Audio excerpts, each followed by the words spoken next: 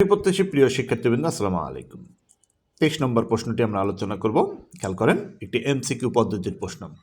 নিচের কোন গ্রন্থ ঢাকা থেকে প্রকাশিত হয়? 4টি অপশন নিচে দেখা যাচ্ছে: অগ্নিবীণা, নীলদর্পণ, মেঘনাদবধ কাব্য, দুর্গেশনন্দিনী। এই 4টি অপশনের মধ্যে সঠিক উত্তর কোন অপশনে আছে সেটি আপনাকে বের করতে হবে। খেয়াল করলেন, নিচের কোন গ্রন্থ ঢাকা থেকে প্রথম প্রকাশিত হয়? এখানে 4টি অপশনের মধ্যে উত্তর হচ্ছে নীলদর্পণ। আমরা প্রশ্নের ব্যাখ্যাটির দিকে চলে যাব।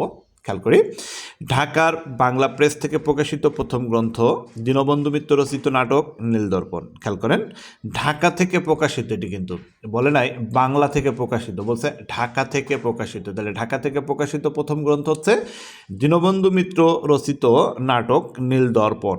নীলদর্পণ, তাহলে ঢাকার বাংলা প্রেস শব্দটা মাথায় রাখতে হবে। তাহলে নীলদর্পণ নাটকটি প্রথম কোন প্রেস থেকে প্রকাশিত হয় সেটিও আমরা জানলাম। নীলদর্পণ নাটকটি প্রথম প্রকাশিত হয়েছিল কোথা থেকে? ঢাকার বাংলা প্রেস থেকে। রচনা করেন কে? দীনবন্ধু মিত্র।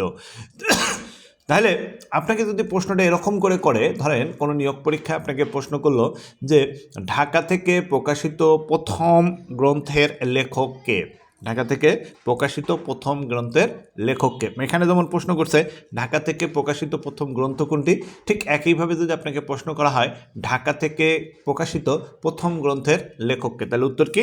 দীনবন্ধু মিত্র। দীনবন্ধু মিত্র।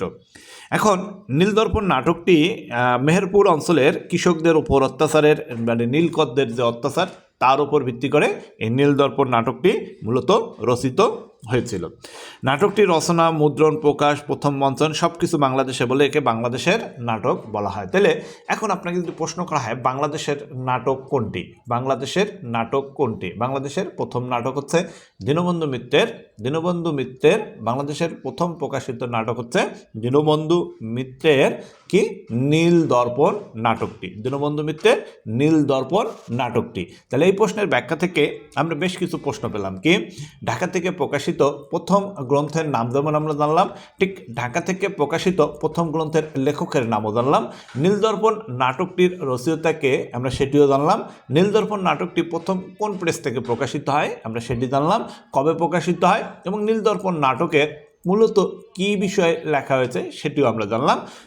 বাংলাদেশের নীলদর্পণ নাটকটিতে বাংলাদেশের নাটক বলা হয় সেটিও আমরা জানলাম। এখন আসেন, আপনারা অনেক সময় প্রশ্ন করেন, এই প্রশ্নটা কিন্তু প্রিলিমিনারি পদ্ধতির প্রশ্নের জন্য পড়লেন, তাই না? এখন এই পড়াটা কি লিখিত পরীক্ষার জন্য হলো? অবশ্যই হলো। ধরেন কোনো পরীক্ষায় লিখিত প্রশ্ন থাকলো, তখন সেখানে কিন্তু প্রশ্ন করবে কি?